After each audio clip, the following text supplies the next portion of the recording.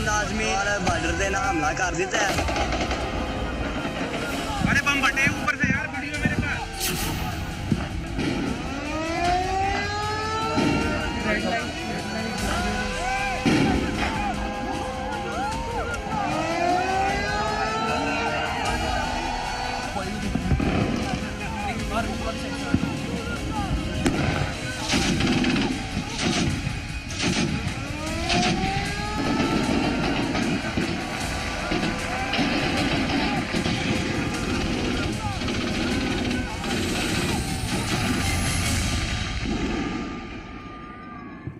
एक बार फिर आप सभी का स्वागत है। मैं हूं आपके साथ मनु तेवतिया। शुरुआत कर रहे हैं बड़ी खबर के साथ। पाकिस्तानी टीवी पर एंकर बौखलाए हुए हैं। पीएसएल के दुबई में शिफ्ट होने से एंकर बौखलाए। आईपीएल बाहर जाएगा तभी ठंडक पड़ेगी।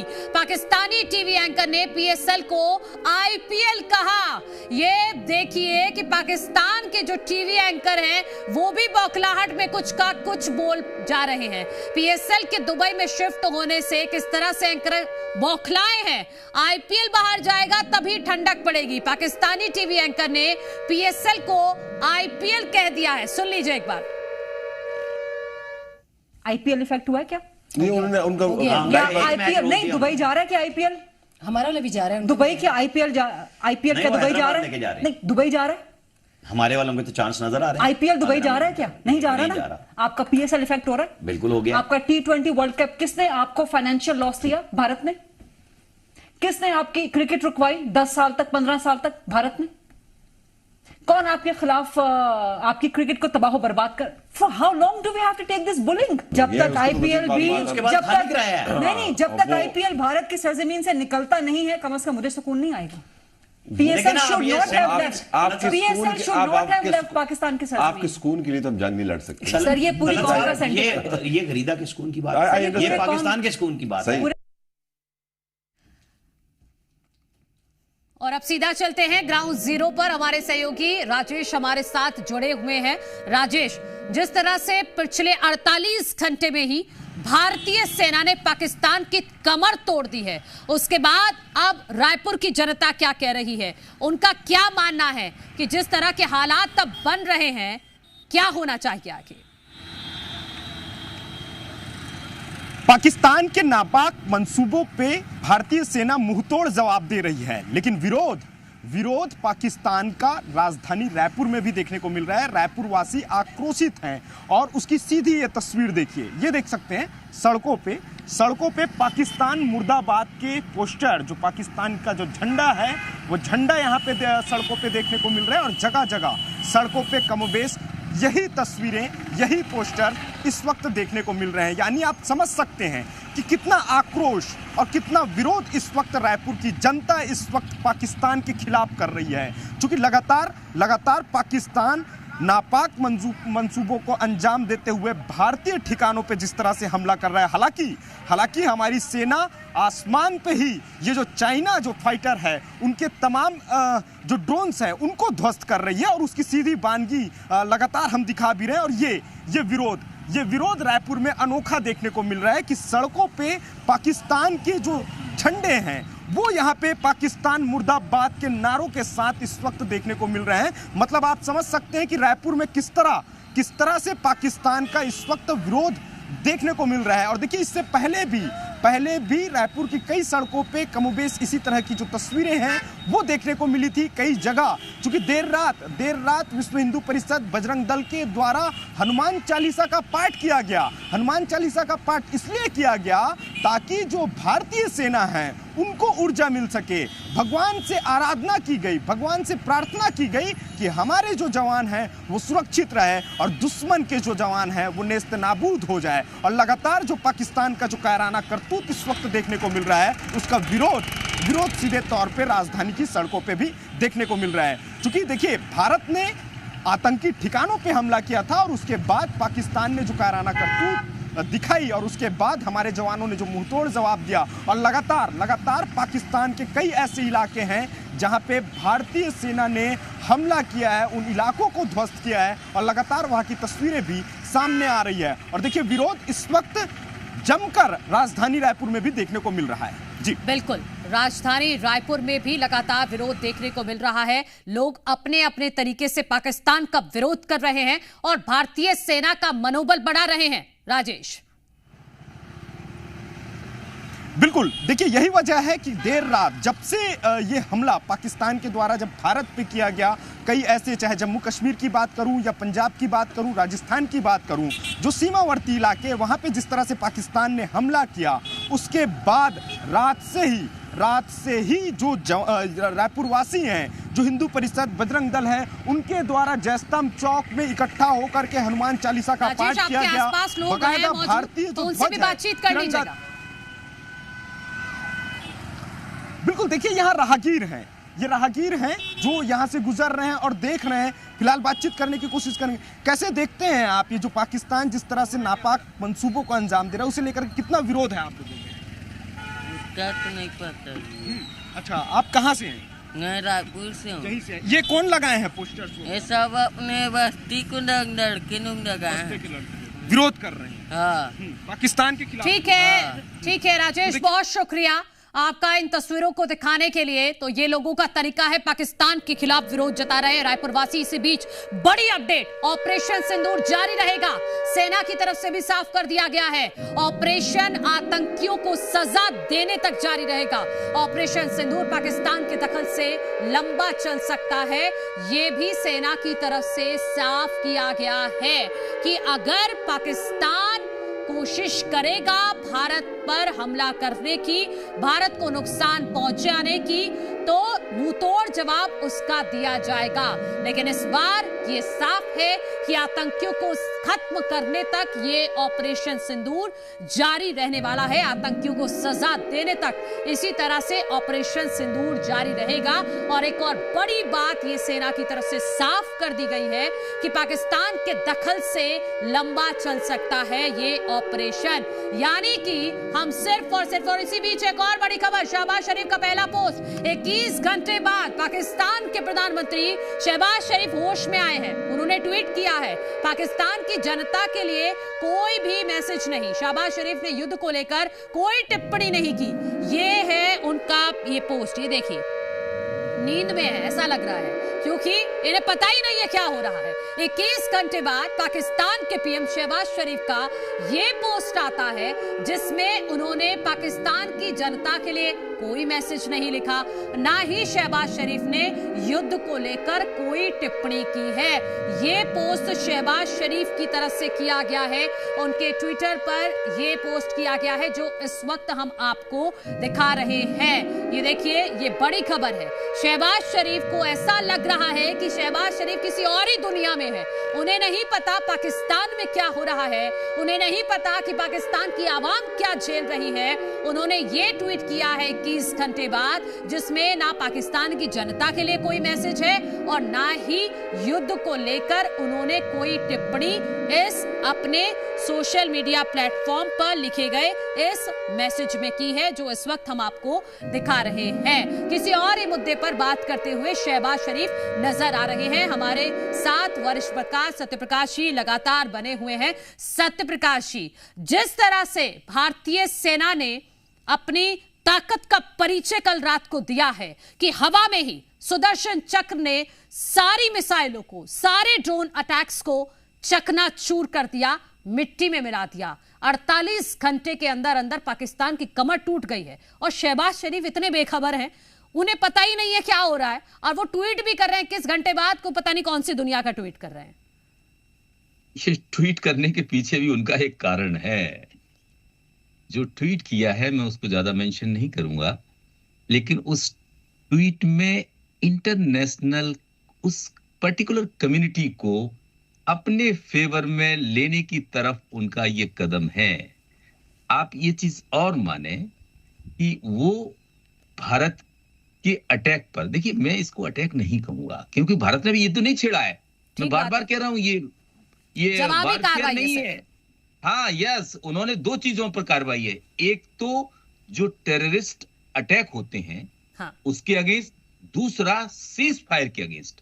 भारत जिस दिन युद्ध करेगा, मैं बार बार कह रहा हूं, भारत इस समय उतनी ताकतवर देश है दुनिया का कि भारत जैसे छोटे से देश को कभी भी किसी वक्त उड़ा लेकिन सकता है। सत्यप्रकाश जी, ठीक है, क्योंकि अब युद्ध की बात हो ही गई है, तो मैं ये समझना चाहूंगी कि जिस तरह से कल पाकिस्तान ने हिमाकत की, तो उसका तो कहीं ना कहीं मैसेज ये था कि वो युद्ध छेड़ना चाह रहा है, लेकिन युद्ध करने के भी नियम होते हैं, आप ऐसे युद्ध नहीं कर सकते।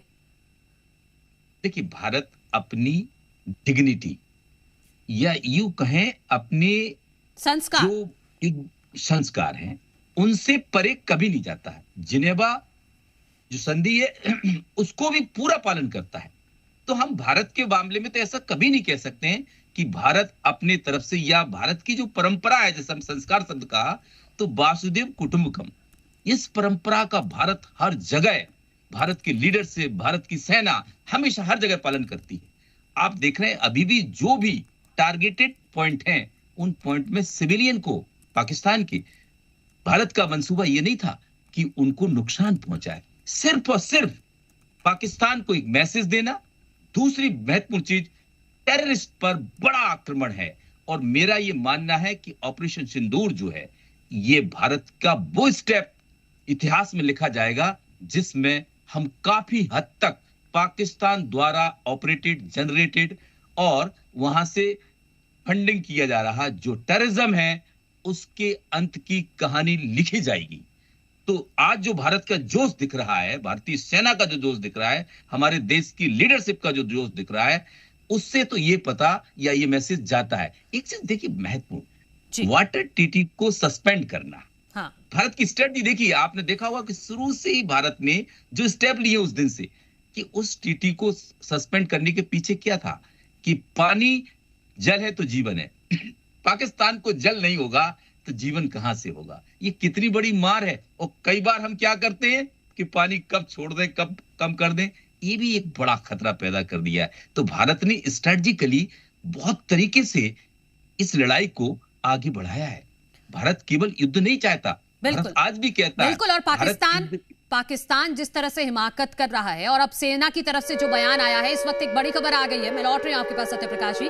पाकिस्तान से इस वक्त की बड़ी खबर है, और वो ये है कि पाकिस्तान के कई वीवीआईपीओ ने देश छोड़ दिया है। ये देखिए, पाकिस्तान में रहने वाले कई वीवीआईपी ने देश छोड़कर वो चले गए हैं। कल रात 3:30 बजे देश छोड़कर वो भाग गए। दर्जनों वीवीआईपी ने पाकिस्तान छोड़ दिया है, ये इस वक्त की बड़ी खबर हम आपको बता रहे हैं। पाकिस्तान के कई वीवीआईपी ने देश छोड़ दिया है। कल रात 3:30 बजे देश छोड़कर ये वीवीआईपी भाग गए हैं। दर्जनों ऐसे वीवीआईपी हैं जिन्होंने पाकिस्तान में डेरा डाला हुआ था, पाकिस्तान में शरण ली हुई थी, लेकिन अब वो पाकिस्तान छोड़ रहे हैं। सत्यप्रकाश जी, जिस तरह से भारतीय सेना ने भी ये साफ कर दिया है कि हमारा टारगेट सिर्फ और सिर्फ आतंकवाद को खत्म करना है, लेकिन अगर पाकिस्तान इसमें दखल देगा तो उसका मुंहतोड़ जवाब दिया जाएगा। देखिए मनु जी, आपने अभी बहुत अच्छा जो अपडेट दिया है न्यूज का, कि वहां के जो वीवीआईपीज हैं उन्होंने देश छोड़ दिया। पाकिस्तान की ये हमेशा की आदत है, जब भी कभी पाकिस्तान किसी क्राइसिस में होता है तो उसकी कायरता दिखती है। ये जो वीवीआईपीज हैं, ये देश छोड़ रहे हैं, यानी अपनी जान को बचाना चाह रहे हैं, सिर्फ देश को नहीं, अपनी जान को बचाना। जबकि भारत की प्रकृति कुछ अलग है। हमारी लीडरशिप, हमारी सेना, हमारे वीवीआईपीज, वक्त आएगा तो बॉर्डर पर भी जाके लड़ेंगे।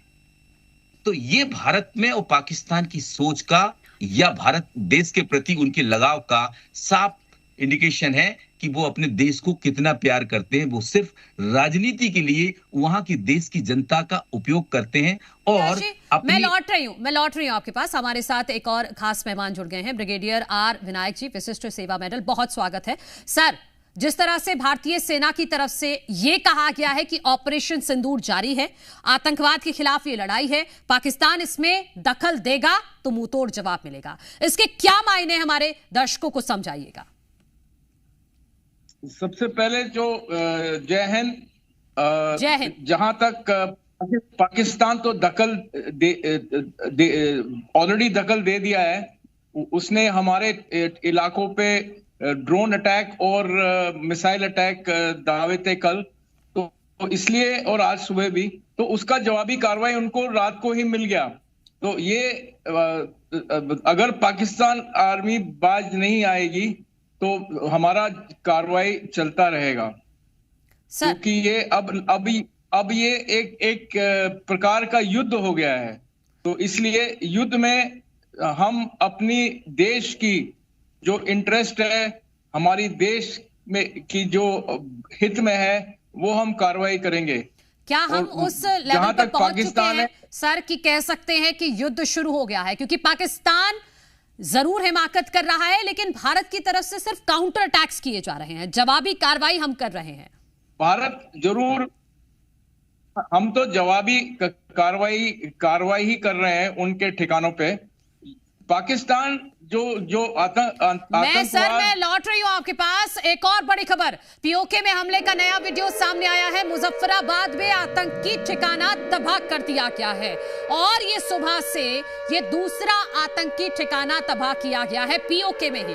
इससे पहले भी एक जगह पर आतंकी ठिकाने को हम तबाह कर चुके हैं और अब ये नया वीडियो सामने आया है जिसमें ये साफ तौर पर दिखाई दे रहा है कि मुजफ्फराबाद में जो आतंकियों ने ठिकाना बनाया हुआ था, जहां से आतंकवाद को पाला पोसा जा रहा था, आतंकियों को ट्रेनिंग दी जा रही थी किस तरह से भारत में जाकर आपको फटना है, किस तरह से वहां पर जाकर भारत के लोगों को निशाना बनाना है, किस तरह से कम्युनिकेट करना है और किस तरह से खुद को वहां पर तैयार करना है लोगों को मारने के लिए, किस तरह से हथियारों का इस्तेमाल होना है, ये सारी ट्रेनिंग यहां पर दी जाती थी मुजफ्फराबाद में। अब इस आतंकी ठिकाने को तबाह कर दिया गया है। एक ये नया वीडियो सामने आया है जो जी मध्य प्रदेश छत्तीसगढ़ आपको एक्सक्लूसिव दिखा रहा है मुजफ्फराबाद से, जहां पर आतंकी ठिकाने को तबाह कर दिया गया है। और इसी बीच एक और बड़ी खबर, प्रधानमंत्री मोदी से मिल सकते हैं एनएसए अजीत डोभाल, कल रात हमले की जानकारी दे सकते हैं। ये बड़ी खबर आपको बता रहे हैं। प्रधानमंत्री मोदी लगातार इस पूरे ऑपरेशन पर नजर बनाए हुए हैं, पल पल की जानकारी खुद वो ले रहे हैं। और इसी बीच एक और बड़ी अपडेट निकलकर सामने आ रही है, एनएसए अजीत डोभाल से प्रधानमंत्री मोदी मिल सकते हैं। कल रात हमले की जानकारी एनएसए अजीत डोभाल विस्तार से प्रधानमंत्री मोदी को दे सकते हैं।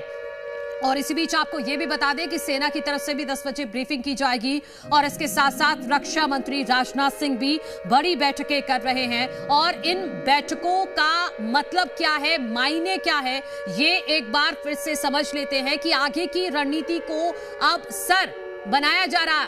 आर विनायक सर,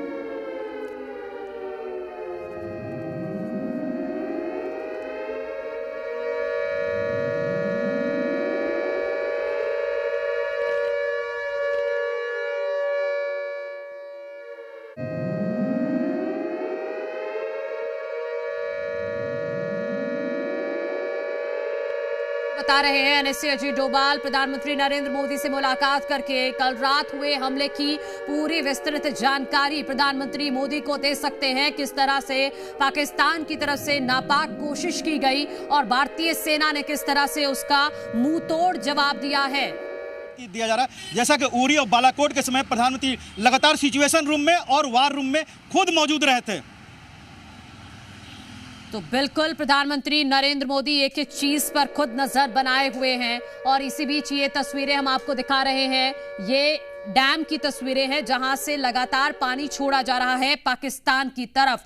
और ये बड़ी जानकारी आपको दे दे कि हर मोर्चे पर भारतीय सरकार ने, भारतीय सेना ने, भारत के प्रशासन ने मोर्चा संभाला हुआ है और चौतरफा वार पाकिस्तान पर किया जा रहा है और पाकिस्तान की कमर तोड़ दी गई पिछले 48 घंटों में ही। इसी बीच एक और बड़ी खबर आपको बता दें, रक्षा मंत्रालय पहुंचे तीनों सेनाओं के प्रमुख। थोड़ी देर में रक्षा मंत्री राजनाथ सिंह के साथ अहम बैठक, मीटिंग में तीनों सेनाओं के प्रमुख मौजूद रहेंगे। तो ये बड़ी जानकारी आपको दे रहे हैं। इसी बीच ये अपडेट आप समझ लीजिए कि एनएसए अजीत डोभाल प्रधानमंत्री मोदी से मुलाकात करके कल रात जो भी कुछ हुआ उसकी विस्तृत जानकारी दे सकते हैं। काबिल तारीफ मुकाबला हुआ, तो वैसी स्थिति में एग्जैक्ट स्थिति क्या है सारी डिटेल्स ली जाएगी, सारी डिटेल्स को लेकर प्रधानमंत्री को अपडेट करेंगे और उसके बाद ब्रीफिंग की संभावना हो रही है। बिल्कुल, सारी जानकारी के बाद ब्रीफिंग की जाएगी क्योंकि 10 बजे सेना की तरफ से ब्रीफिंग है जिसमें पूरी जानकारी साझा की जाएगी। जिस तरह से पिछले 2 दिनों में जो भी कुछ हुआ है उसकी पूरी जानकारी विदेश सचिव विक्रम मिस्री और साथ ही साथ विंग कमांडर व्योमिका सिंह और साथ ही साथ यहां पर सोफिया कुरैशी के नेतृत्व में प्रेस कॉन्फ्रेंस का आयोजन किया जा रहा था और प्रेस कॉन्फ्रेंस में ये पूरी जानकारी दी जा रही थी कि क्या क्या अभी तक हुआ है।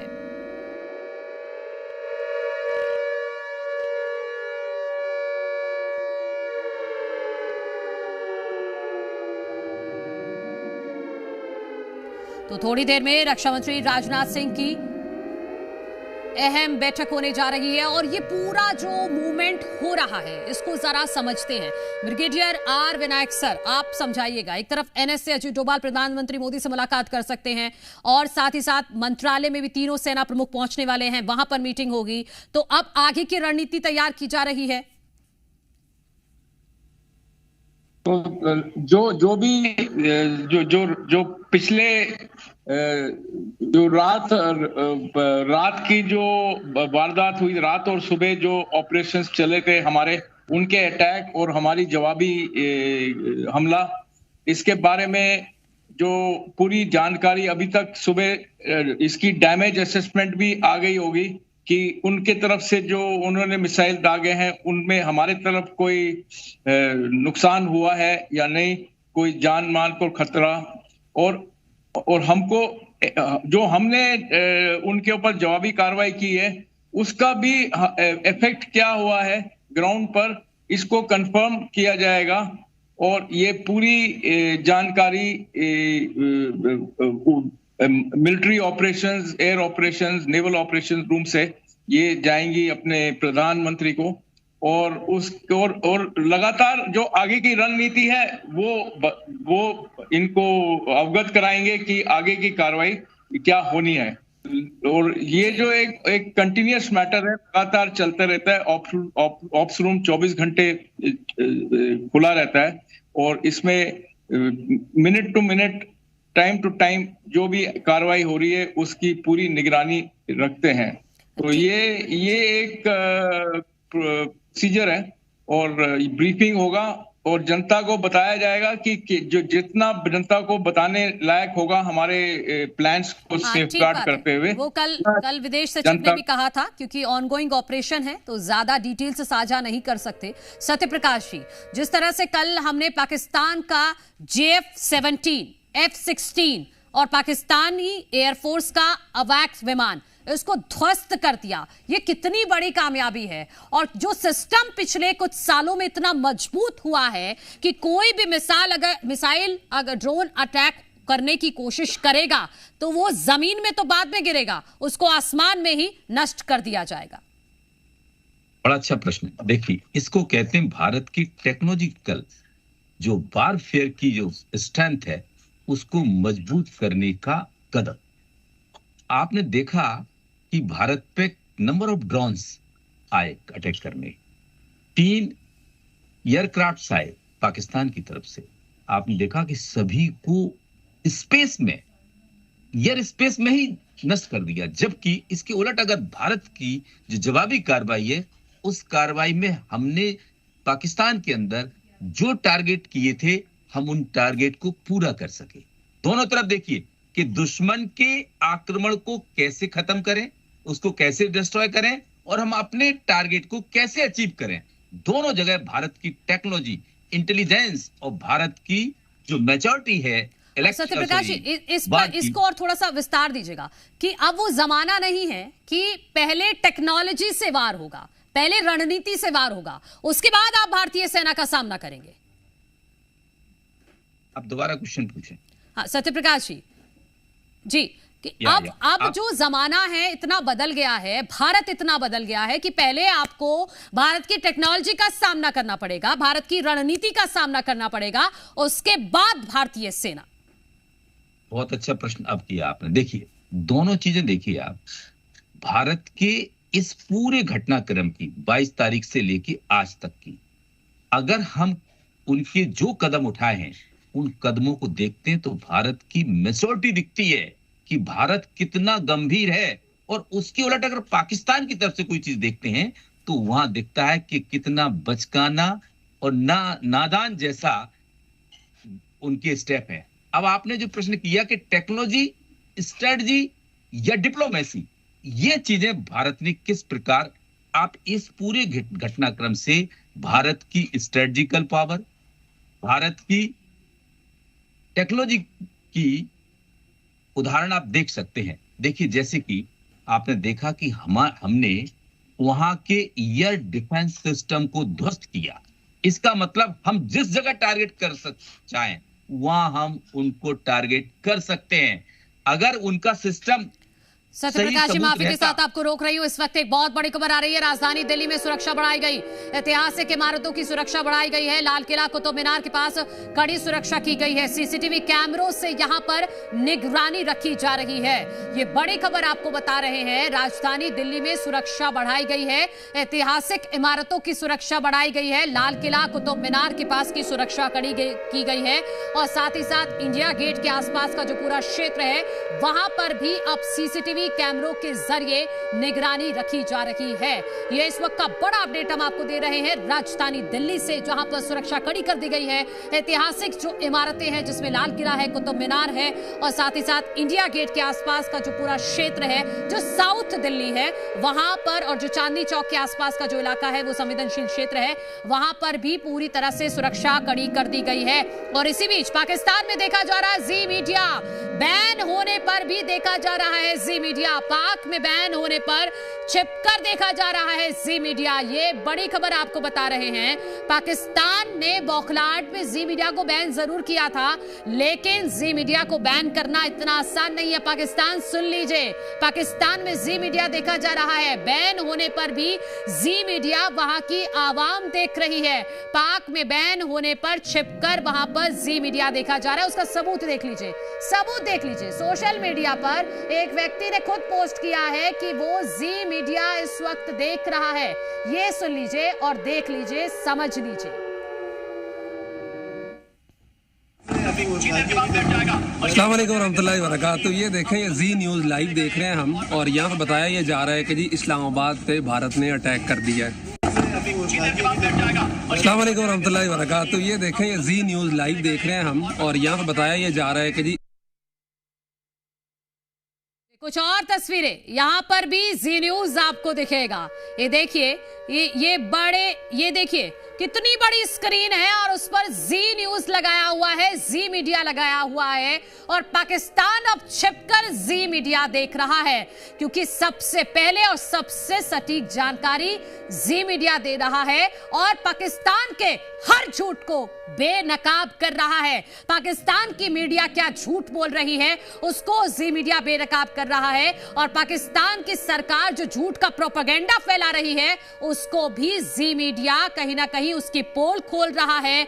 और पाकिस्तान के हर लेवल के मंसूबों को जी मीडिया भी नाकाम कर रहा है, क्योंकि सोशल मीडिया के जरिए झूठ बोलने की कोशिश, झूठा प्रोपेगेंडा बनाने की कोशिश पाकिस्तान की तरफ से की जा रही है। लेकिन जी न्यूज अपनी जिम्मेदारी बखूबी समझता है और हर पाकिस्तान के झूठ को बेनकाब कर रहा है, पाकिस्तान की पोल खोल रहा है कि किस तरह से वहां के जो लोग हैं वो भी जी न्यूज पर भरोसा जता रहे हैं, वो जी मीडिया देख रहे हैं। उसकी तस्वीर आप देख लीजिए। ये शख्स तो देख ही रहा है, इसने खुद इस बात को कबूल किया है। इसके साथ साथ जो बड़े बड़े एलईडी स्क्रीन है वहां पर भी जी न्यूज चल रहा है, जी मीडिया चल रहा है। तो कर लीजिए आप बैन पाकिस्तान, लेकिन आपको छिपकर फिर भी जी मीडिया ही देखना पड़ेगा, क्योंकि आपके हर झूठ को जी मीडिया ना उसकी पोल खोल रहा है। जिस तरह से पाकिस्तानी मीडिया झूठ बोल रहा है, जी मीडिया उसको एक्सपोज कर रहा है और करता रहेगा।